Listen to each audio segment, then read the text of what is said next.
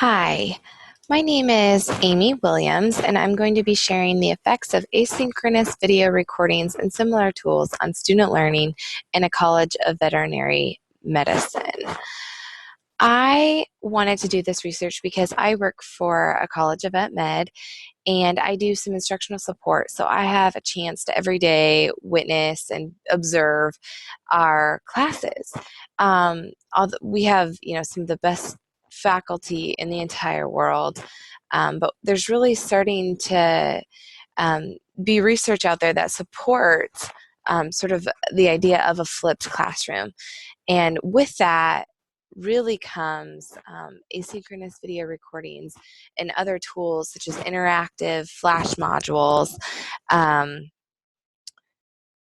case studies, things like that, that really get students looking at the material outside of the classroom and then coming in fully prepared to do hands-on activities, to do discussions, to actually, get their hands on animals, presentations, projects, those sorts of things. So I really wanted to look at the impact of asynchronous video recordings on student learning. So, as you see, my primary research question is how are current asynchronous video recordings and other similar tools, such as interactive learning modules, affecting student learning at colleges of veterinary medicine throughout the United States? My secondary research question is what could be some outcomes of blending or flipping the more traditional vet med courses, and how do vet students perceive the idea of a flipped classroom?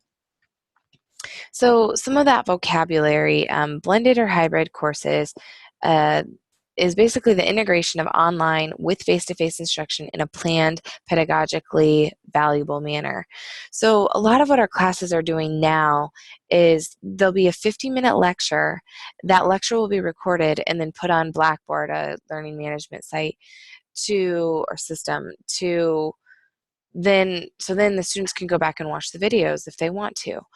Well, that's fine, and that is an extra resource, but that's not what we're talking about when we say planned, pedagogically valuable manner.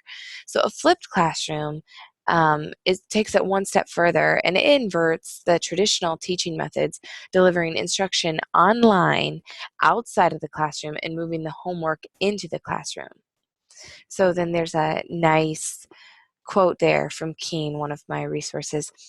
So we think something like that is very important in a medicine environment because there are so many things that students could do outside of the classroom. And we have a professor who has done this wonderful flipped classroom.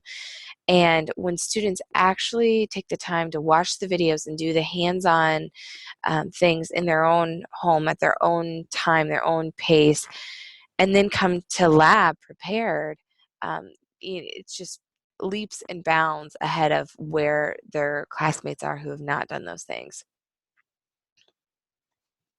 So my innovative problem is through observation, I have found there to be little flexibility, reflection, and/or community cultivated in the traditional College of Veterinary Medicine classroom. The innovation is to generate flexibility, ensure time for reflection, and cultivate community in the courses at colleges of veterinary medicine throughout the United States.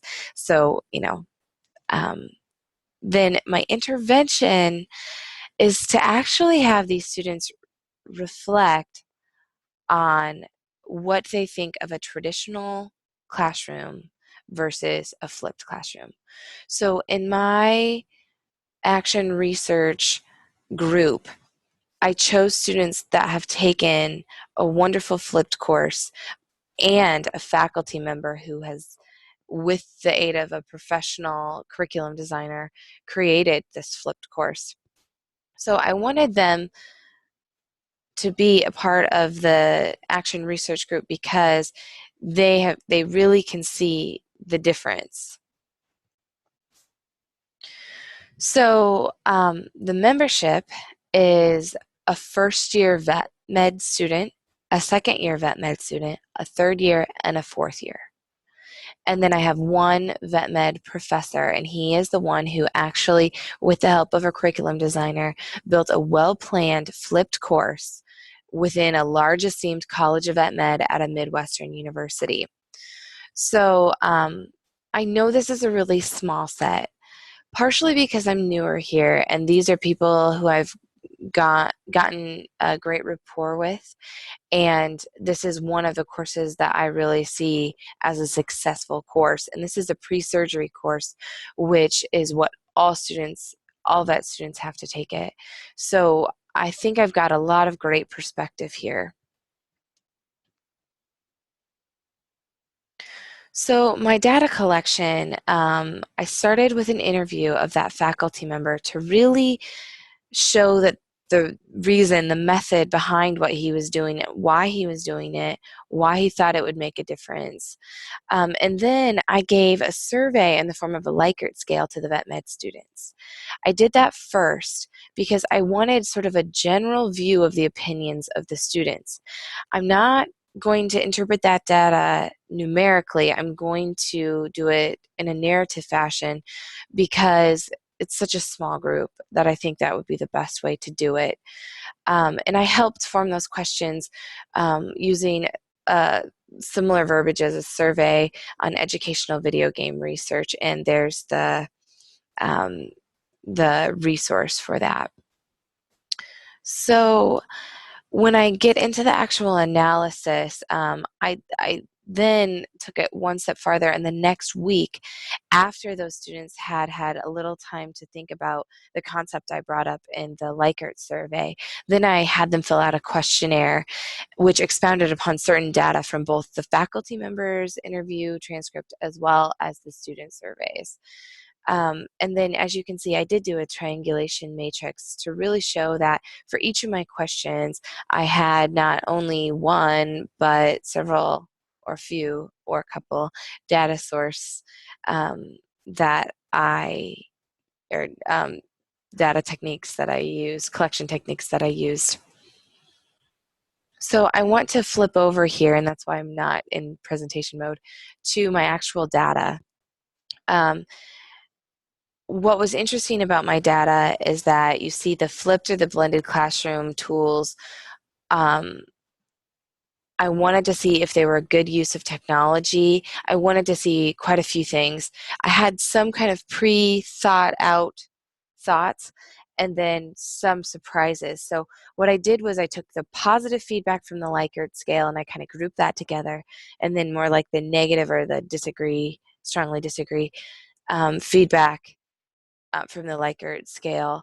And then I also took in what you see highlighted, the questionnaire and the interview under some of those headings.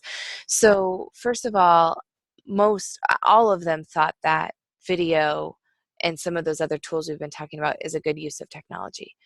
What was interesting is even though these are some of the brightest minds, these students are the brightest minds in the United States, they're not intrinsically motivated to watch these videos, even though they're required for this course. There was something like 12% of the students that had actually watched all of the videos. So that faculty member that I interviewed, he said, they're a great use of technology, but we have to find a way to make the students view them besides taking away points. And then another Vet Med 3 student said that it is easier to learn suture patterns and surgical techniques watching the video demonstration. So she actually had great things to say about the videos. She was one that was intrinsically motivated. Another student, a Vet Med 1 student, said that the videos were just too long. He needed them to be shorter because there's not enough time in his day. So then as you can see, there's some more things, like some of the negative feedback was that what surprised me is that students didn't prefer to have the videos and other tools online, to work at their own pace in their own environment. That was surprising to me, but what really came out was that they just don't have time. So